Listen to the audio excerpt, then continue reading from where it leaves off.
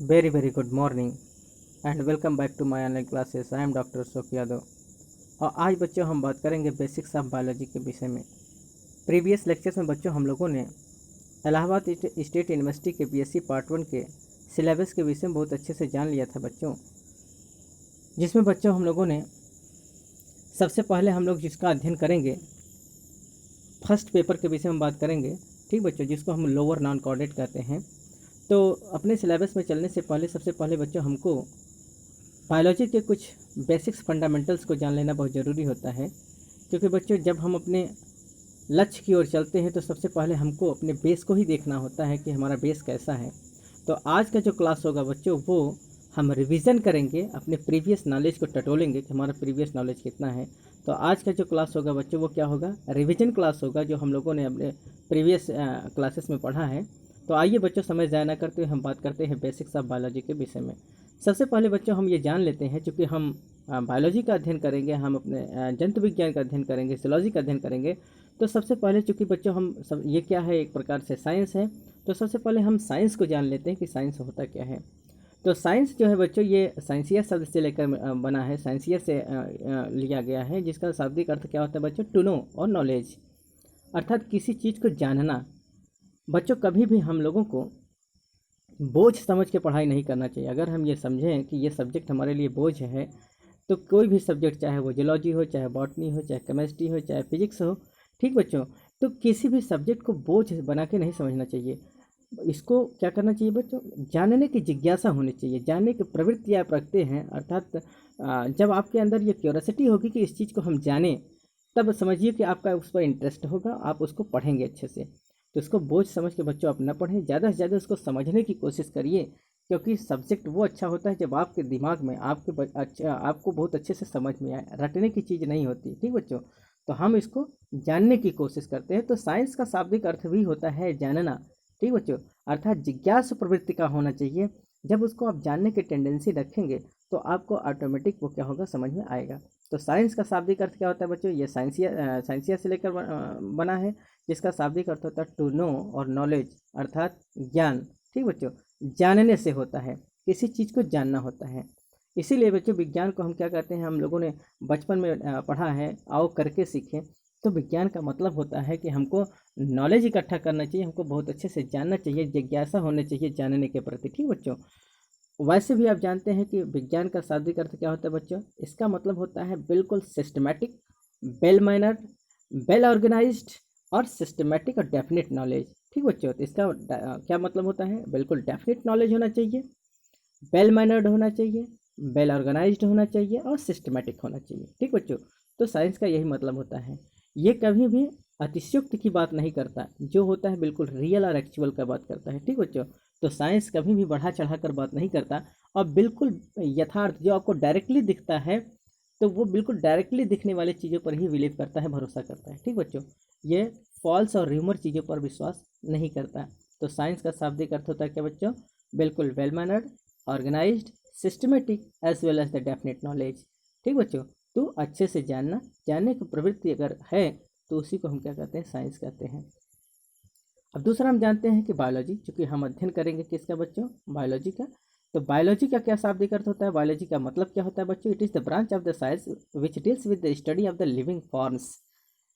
विज्ञान का वह शाखा जिसके अंतर्गत हम क्या करते हैं बच्चों, जीवों का अध्ययन करते हैं, सजीवों का अध्ययन करते हैं। अर्थात इस पूरे बायोलॉजिकल वर्ल्ड में हम लोगों के आसपास जो लिविंग क्रिएचर्स दिखाई देते हैं, जो लिविंग थिंग्स दिखाई देंगे बच्चों, उनके सामूहिक अध्ययन को ही हम क्या कहते हैं, बायोलॉजी कहते हैं। वैसे भी जो बायोलॉजी शब्द है बच्चों, ये दो शब्द से मिलकर बना है, bios as well as then logos. और बायोस का मतलब होता है लाइफ, एंड लॉगॉस का मतलब क्या होता है बच्चों, टू स्टडी और साइंस। अर्थात इसको हम क्या कर सकते हैं, इसको हम लाइफ साइंस भी कर सकते हैं, या बायो साइंस भी कहते हैं। It is very very most important बच्चों, आप इसको रिमार्क कर लेंगे, यहाँ लिख लीजिए। फॉरेन में बच्चों, अमेरिका वगैरह में क्या करते हैं, वहाँ बायोलॉजी नहीं बोला जाता, वहाँ या तो फिर लाइफ साइंस बोलेंगे या फिर बायो साइंस के नाम से जानते हैं। ठीक बच्चों, वहाँ क्या बोलते हैं, जो हम लोग यहाँ जीव विज्ञान बोलते हैं, बायोलॉजी बोलते हैं, वहाँ वो क्या बोलते हैं, बायो साइंस या लाइफ साइंस बोलते हैं। ठीक बच्चों, अभी भी आगे जब आप पढ़ेंगे, एमएससी करेंगे, तो बहुत जगह क्या होता है, लाइफ साइंस में एमएससी कराया जाता है, इसको हम जीवन विज्ञान कहते हैं। ठीक, क्या कहते हैं बच्चों? Life science.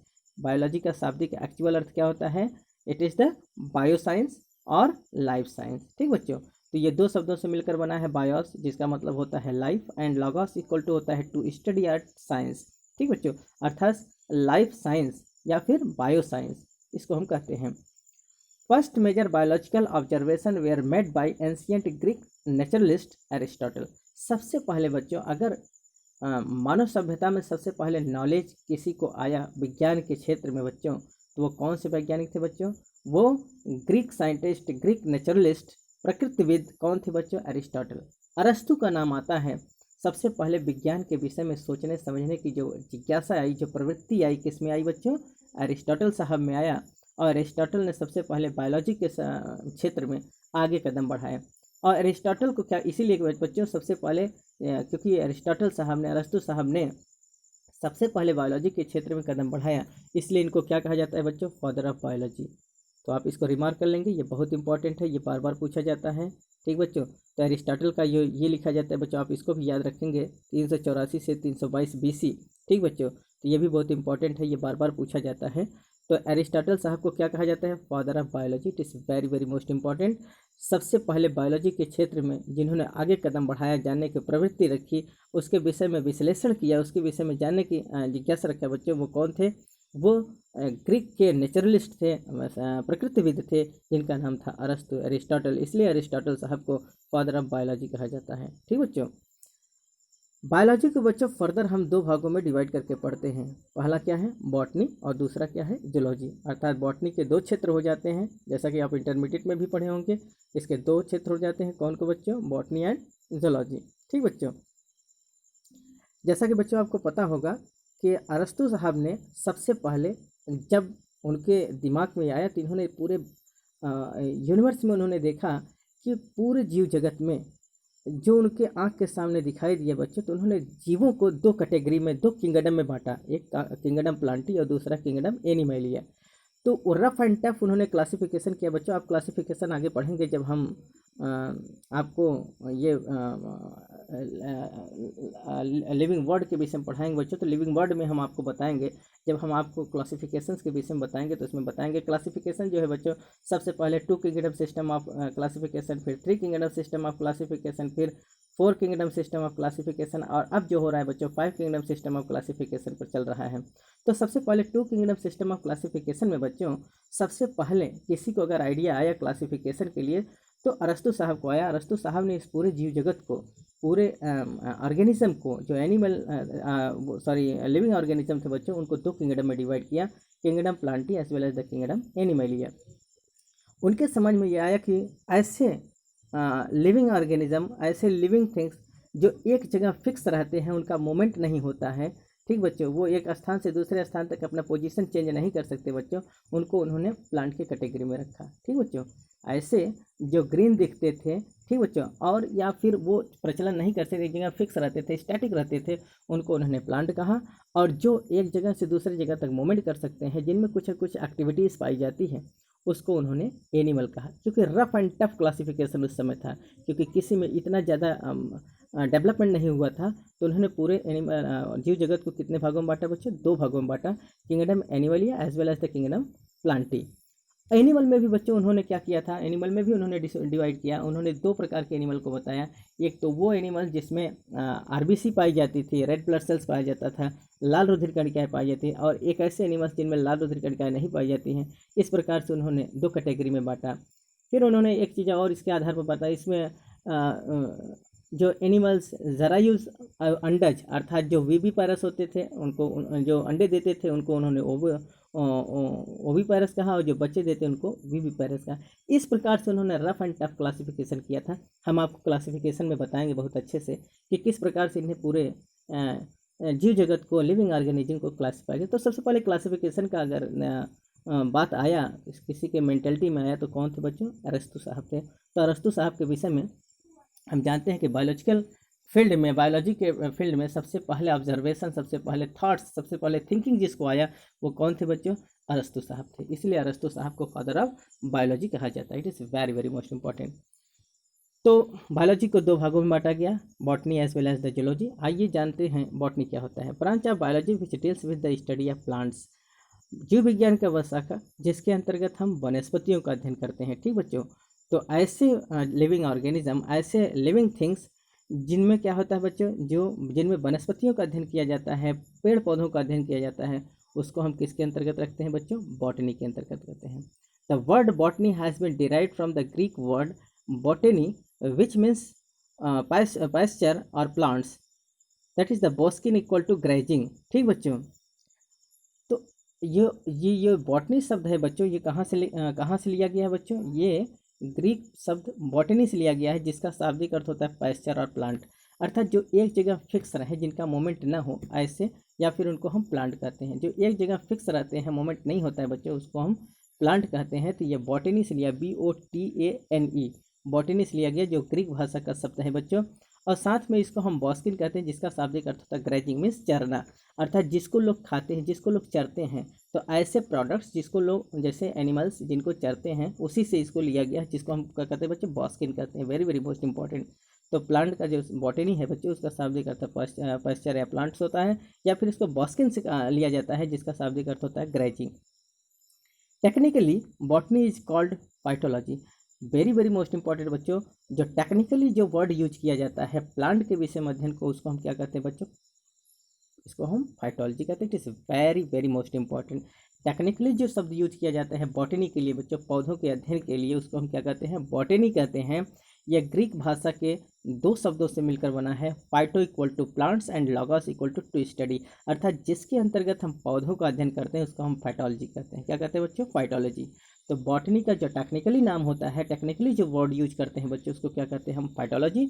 और फाइटोलॉजी ग्रीक भाषा के दो शब्दों से मिलकर बना है, जिसको हम क्या कहते हैं, phyto equal to plants as well as the logos equal to study. ठीक बच्चों, that is the branch of the biology which deals with the study of the plant is known as the botany. It is very very most important. तो बच्चों, एक योग्य गुरु का एक योग्य शिष्य होता है। जैसा कि आपको पता है, अगर गुरु बहुत अच्छा है तो डेफिनेटली है बच्चों को उसका जो शिष्य होगा वो भी बहुत अच्छा होगा। तो अरस्तु साहब जितने अच्छे गुरु थे, ठीक उतना ही बढ़िया उनको एक शिष्य भी मिला बच्चों, और उस शिष्य का नाम था थियोफ्रेस्टस। थियोफ्रेस्टस किसके शिष्य हैं बच्चों, अरस्तु साहब, अरिस्टोटल साहब के शिष्य का नाम था थियोफ्रेस्टस। और थियोफ्रेस्टस को क्या कहा जाता है बच्चों, फादर ऑफ बॉटनी, अर्थात जिस प्रकार से father of zoology as well as the father of biology अरस्तु साहब कहा जाता है, उसी प्रकार से इनको क्या कहा जाता है बच्चों, अरिस्टोटल साहब को क्या कहा जाता है, सॉरी अरस्तु, थियोफ्रेस्टस साहब को क्या कहा जाता है, father of botany. It is very very most important. ठीक बच्चों, आइए इनके विषय में कुछ खास जानते हैं बच्चों। थियोफ्रेस्टस को क्या कहते हैं, ये क्या है बच्चों, स्टूडेंट ऑफ एरिस्टोटल, ये एरिस्टोटल के स्टूडेंट हैं। ठीक बच्चों, इनका जो समय रहा है वो 370 से 285 BC है। ये बच्चों ग्रीक बॉटनिस्ट थे। कहाँ के थे बच्चों, ये ग्रीक के बॉटनिस्ट थे, ग्रीक बॉटनिस्ट के नाम से। First described about 500 plants of food and medicinal value. Very very most important बच्चों, सबसे पहले इन्होंने लगभग 5000 पौधों का क्या किया बच्चों, डिस्क्रिप्शन किया, और वो किस वैल्यू पर, फूड एंड मेडिसिनल वैल्यू पर, अर्थात फूड और मेडिसिनल वैल्यू पर इन्होंने सबसे पहले 500 प्लांट को डिस्क्रिप्शन किया बच्चों। कितने प्लांट का डिस्क्रिप्शन किया, 500 प्लांट का डिस्क्रिप्शन इन्होंने सबसे पहले किया। And considered morphological characters of our classification, और क्लासिफिकेशन के लिए सभी जितने प्लांट्स थे बच्चों, 500 प्लांट्स के मार्फोलॉजी को इन्होंने बताया। ठीक बच्चों, it is very very most important. Theophrastus साहब क्या हैं, एरिस्टोटल साहब के शिष्य हैं। इनका जो कार्यकाल है 370 से 285 BC माना जाता है। यह ग्रीक के साइंटिस्ट थे बच्चों। सबसे पहले इन्होंने 500 पौधों के फूड और मेडिसिनल वैल्यू को बताया, और considered the morphological characteristic for the classification, पौधों के क्लासिफिकेशन के लिए उनके मार्फोलॉजी को, सब जितने 500 प्लांट थे बच्चों, सबके मार्फोलॉजी का इन्होंने डिस्क्रिप्शन किया। It is very very most important. इससे भी ज़्यादा इंपॉर्टेंट है बच्चों, आप इसको रिमार्क कर लेंगे, it is very very most important. ये बहुत इंपॉर्टेंट है बच्चों, क्योंकि ये ऑब्जेक्टिव क्वेश्चन रहेगा बच्चों। तो आप ध्यान दीजिए कि एक एक पॉइंट को नोट करना बहुत ज़रूरी है।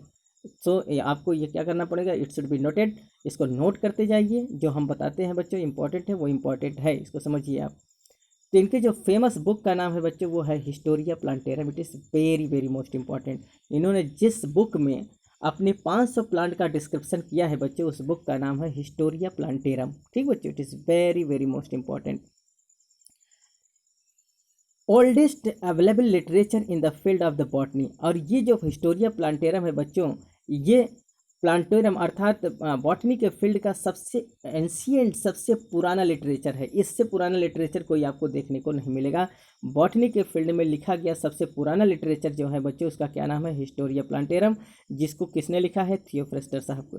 ठीक बच्चों, और जिनको हम क्या कहते हैं, फादर ऑफ बॉटनी। थियोफ्रेस्टस क्या है, फादर ऑफ बॉटनी, क्योंकि सबसे पहले 500 प्लांट का डिस्क्रिप्शन इन्होंने दिया, किसके आधार पर, फूड और मेडिसिनल वैल्यू के आधार पर।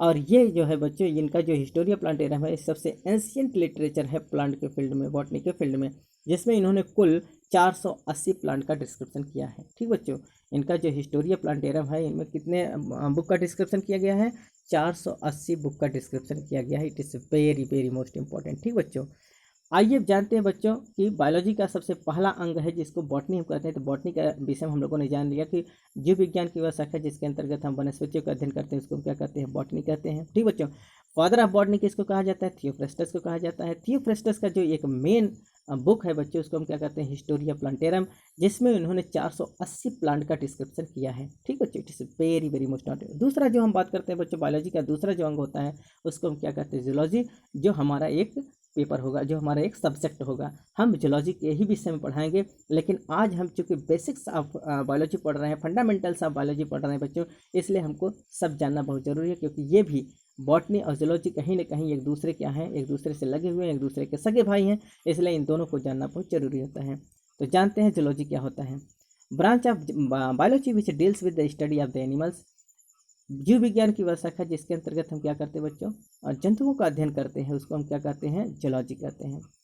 तो अरस्तु साहब का जब ध्यान गया, ठीक बच्चों, लिविंग बर्ड की तरफ जब ध्यान गया, इस पूरे जैविक संसार की ओर जब उनका ध्यान गया, पूरे बायोलॉजिकल वर्ल्ड की तरफ जिनका संसार गया, ध्यान गया बच्चों, तो इन्होंने देखा कि पूरे विश्व में लिविंग ऑर्गेनिज्म को दो भागों में उन्होंने कैटेगराइज कर दिया। क्या, पहला तो प्लांटी, दूसरा एनिमलिया। तो एनिमलिया के विषय उन्होंने जो जूलॉजी को कैसे क्लासीफाई किया, branch of the biology which deals with the study of the animals is known as the zoology, जिसके अंतर्गत हम जंतुओं का अध्ययन करते हैं, उसको हम जंतु विज्ञान कहते हैं, जूलॉजी कहते हैं। ठीक बच्चों, ये भी दो शब्दों से मिलकर बनाया गया है, zoon equal to animals and logos equal to study.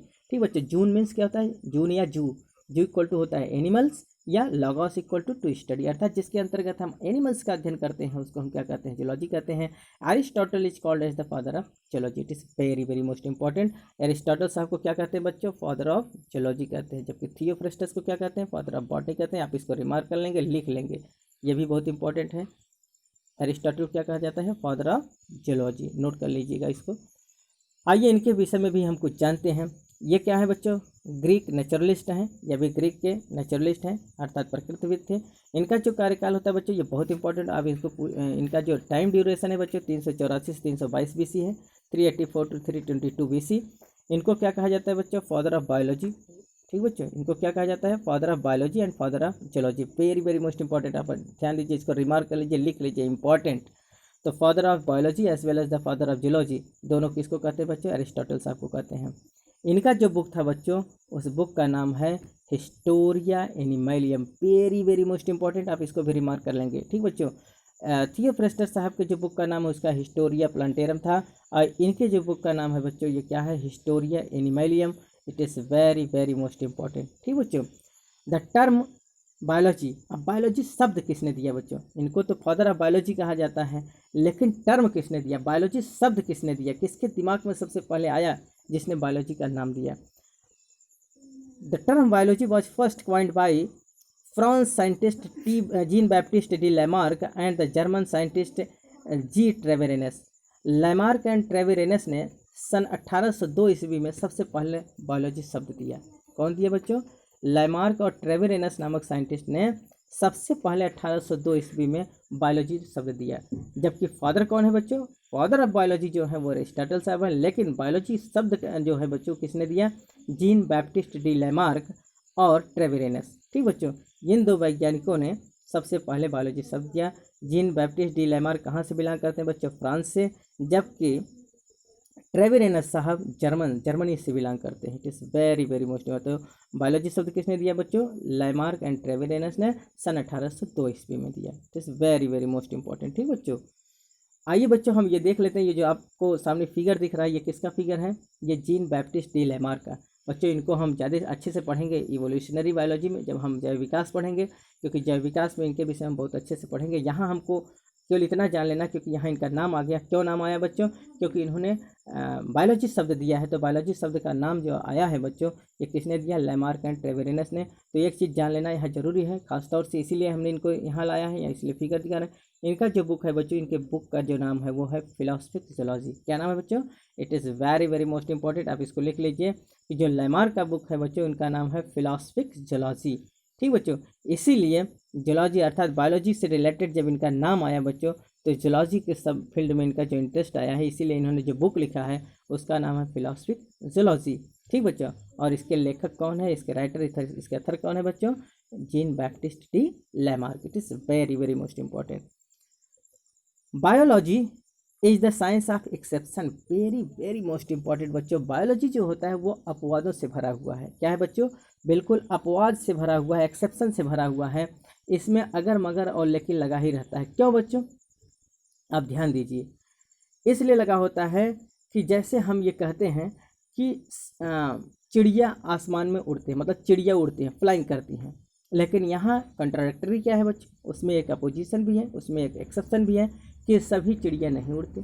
कुछ ऐसे भी चिड़िया होती हैं बच्चों जो नहीं उड़ते हैं, है ना, आपको पता होगा। तो ये एक्सेप्शन पहला हुआ। दूसरा क्या है बच्चों?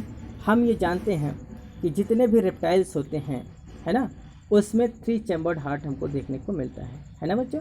जितने भी रेप्टाइल्स हैं उसमें 3 चैम्बर्ड हार्ट देखने को मिलता है, लेकिन वहीं एक एक्सेप्शन है। क्या? आप ध्यान दीजिए, अपने दिमाग पर जोर दीजिए और बताइए कि कुछ सभी रेप्टाइल्स जो होते हैं उनमें 3 चैम्बर्ड हार्ट देखने को मिलते हैं, लेकिन एक्सेप्शन के तौर पर कुछ है, अपवाद के तौर पर। कौन है? क्रोकोडाइल। तो क्रोकोडाइल में क्या होता है बच्चों? हमको 4 चैम्बर्ड हार्ट देखने को मिलता है, जिस प्रकार से मैमल्स में और एवीज में होता है 4 चैम्बर्ड हार्ट, जिसमें 4 सेप्टम्स क्या होते हैं, बिल्कुल बिल्कुल अलग अलग दिखाई देते हैं। उसमें सेप्टम के रूप में सभी 4 चैम्बर्ड अलग होते हैं। ठीक उसी प्रकार से बच्चों क्रोकोडाइल्स में भी क्या होता है? 4 चैम्बर्ड हार्ट देखने को मिलता है। जबकि और जो रेप्टाइल्स होते हैं बच्चों, उनको उनमें क्या होता है? पार्शियली 4 चैम्बर्ड हार्ट या फिर 3.5 चैम्बर्ड हार्ट हमको देखने को मिलता है, या 3 चैम्बर्ड हार्ट आप जानिए, तो 3.5 चैम्बर्ड हार्ट या 3 चैम्बर्ड हार्ट देखने को मिलता है। जबकि क्रोकोडाइल में बिल्कुल कंप्लीटली 4 चैम्बर्ड हार्ट देखने को मिलता है। ये भी क्या हुआ बच्चों? एक्सेप्शन हुआ। ठीक बच्चों, तो इस प्रकार से हम देखें तो बायोलॉजी के फील्ड में बहुत सारे एक्सेप्शन हमको देखने को मिलते हैं। अभी अभी आगे भी आप जानेंगे, बहुत सारे एक्सेप्शन के विषय में हम बताएंगे कि क्या क्या एक्सेप्शन है, क्या क्या कंट्रावर्सन है, क्या क्या कंट्राडिक्टरी हैं, इसके विषय में हम बताएंगे बच्चों। तो इसलिए क्या होता है, बायोलॉजी क्या है, इसको हम क्या कहते हैं, ये बिल्कुल क्या होता है, एक्सेप्शंस का साइंस कहा जाता है। Biology is the science of exception, अपवादों का ये साइंस कहा जाता है। ठीक बच्चों, तो जैसा कि हम ये कहते हैं कि बच्चों जो लिविंग ऑर्गेनिज्म अभी हम पढ़ेंगे, तो लिविंग ऑर्गेनिज्म का जो मेन कैरेक्टरिस्टिक होता है उसमें हम लोग जानते हैं कि जितने भी लिविंग ऑर्गेनिज्म है उसमें क्या होता है? ग्रोथ होता है ना। जितने भी लिविंग ऑर्गेनिज्म है उसमें क्या होता है? रिप्रोडक्शन होता है। लेकिन यहाँ भी आप देखेंगे कि यहाँ भी कुछ ना कुछ एक्सेप्शन है, कि हम ये जानते हैं कि जितने भी लिविंग ऑर्गेनिज्म है सब में रिप्रोडक्शन होता है, लेकिन अगर हम बात करें कि कुछ ऐसे भी होते हैं जिनमें रिप्रोडक्शन नहीं होता, है ना बच्चों। जैसे म्यूल हो गया, उसमें रिप्रोडक्शन नहीं होता। वर्कर हनी भी हो गया, रिप्रोडक्शन नहीं होता, फिर भी वो क्या है? लिविंग ऑर्गेनिज्म है। म्यूल में रिप्रोडक्शन नहीं होता, फिर भी वो लिविंग ऑर्गेनिज्म है। मेल और फीमेल, अगर ह्यूमन बींग्स के भी केस में हम बात करें बच्चों, तो बहुत सारे ऐसे हैं जो स्टेराइल होते हैं, इनफर्टाइल होते हैं। उनमें क्या होता है? रिप्रोडक्शन की प्रक्रिया नहीं हो पाती, मतलब संतानोत्पत्ति नहीं हो पाती। जबकि रिप्रोडक्शन का शाब्दिक अर्थ मेन मतलब क्या होता है? It is the continuity of the life, जीवन की निरंतरता के आधार को ही हम क्या कहते हैं? प्रजनन कहते हैं। लेकिन बहुत ऐसे होते हैं जिनमें ये प्रक्रिया नहीं होता, फिर भी वो लिविंग ऑर्गेनिज्म है। तो ये क्या है? It is a type of the exception. तो ये सब एक्सेप्शन से भरा हुआ है। तो बायोलॉजी में बहुत सारे आपको एक्सेप्शन देखने को मिलेंगे, इसलिए हम बायोलॉजी क्या कहते हैं? Biology is the science of the exception, अपवाद का विज्ञान कहा जाता है। अगला जो इंपॉर्टेंट चीज़ है बच्चों, Thomas Henry Huxley, unifying concept of the biology. Huxley का नाम जो एक बहुत बड़ा एक बायोलॉजी के फील्ड में जो बहुत बड़ा एक विकास के रूप में आया, बहुत बड़ा परिवर्तन के रूप में आया बच्चों, वो किसने दिया? हक्सले साहब ने कहा। तो हक्सले साहब का नाम कब आता है बच्चों? इनका नाम कहाँ से जुड़ा हुआ है? इनका नाम जुड़ा हुआ है प्रोटोप्लाज्म से। ठीक बच्चों, तो जो अभी आगे हम आप पढ़ाएंगे, जब हम पढ़ाएंगे what is the main characteristic feature of the living organism, तो हम बताएंगे। तो हक्सले साहब जब आते हैं बच्चों, तो हक्सले साहब क्या करते हैं, बायोलॉजी के फील्ड में एक नया परिवर्तन लाते हैं, एक नया दिशा लाते हैं। तो इनको क्या कहा जाता है बच्चों, थॉमस हेनरी हक्सले के रूप में क्या है, यूनिफाइंग कंसेप्ट ऑफ बायोलॉजी। इन्होंने बायोलॉजी का एक विधिवत कंसेप्ट दिया हुआ है। ठीक बच्चों, तो आज के वीडियो में बच्चों हम यहाँ तक जानते हैं। आज हम लोगों ने बेसिक्स ऑफ बायोलॉजी को अच्छे से जाना है बच्चों। ठीक है, जिस प्रकार से बच्चों बेसिक की ज़रूरत क्यों पड़ती है, जिस प्रकार से बच्चों हम लोगों को अगर हम ये देखें कि एक बहुमंजिला इमारत है, उस इमारत को बहुत अच्छे से टिकाना है, बहुत समय तक के लिए टिकाना है, तो क्या करना पड़ता है बच्चों, उसको हमारा जो बेस होता है, उसका नींव होता है, उसको हमको बहुत मजबूती से देना पड़ता है। ठीक उसी प्रकार से बच्चों आप अगर हमको अब बहुत अच्छे से नॉलेज अर्जित करना है और अपने को बहुत एक्सपेंड करना है, अपने एम को, अपने गोल को अचीव करना है बच्चों, तो सबसे पहले हमको बेसिक्स को जानना बहुत ज़रूरी होता है, हमको फंडामेंटल्स को जानना बहुत ज़रूरी होता है। जब बच्चों आप फंडामेंटल्स को बहुत अच्छे से जान लेंगे बायोलॉजी के फील्ड में, जब आप हर एक फंडामेंटल को बिल्कुल ज़मीन से देखेंगे बच्चों, तो आपका जो सब्जेक्ट है बहुत अच्छा से इम्प्रूव होगा। इसलिए फंडामेंटल्स को लेते हुए चलिए हम आपको बिल्कुल जीरो से पढ़ाएंगे, जिससे आपका नॉलेज जो है बच्चों बहुत तेज़ी से एक्सपेंड हो। आपका जो नॉलेज होना चाहिए वो डीप होना चाहिए, न कि सुपरफिशियल। ठीक बच्चों, तो डीप नॉलेज के लिए आपको कहाँ से चलना पड़ता है, फंडामेंटल से। तो पहले आप फंडामेंटल्स को समझिए, इसके बाद आपको बहुत अच्छे समझ में आएगा। हालांकि बच्चों हम पढ़ाएंगे बीएससी में जो आपका जहाँ से सिलेबस लिया गया है, जहाँ से आपका सिलेबस करिकुलम दिया गया है बच्चों, हमको वहाँ से पढ़ाना है। इसलिए थोड़ा सा प्रॉब्लम हो सकता है, लेकिन बेसिक्स को आप ज़्यादा से ज़्यादा समझने की कोशिश करिए, क्योंकि ये जब हम बीएससी पढ़ाएंगे तो आपको थोड़ा सा बेसिक्स में प्रॉब्लम हो सकता है, लेकिन जब हम नीट के पर्पज़ से पढ़ाएंगे तो आपको बेसिक्स बताते हुए चलेंगे। ठीक है बच्चों, बेसिक्स के लिए हम अगला वीडियोस अलग से बना देंगे, तो आप बेसिक्स को समझिए, पढ़िए। इंटरमीडिएट की बुक को बहुत अच्छे से आप पढ़ लीजिए, आपका बेसिक्स क्या हो जाएगा बच्चों, मेंटेन हो जाएगा।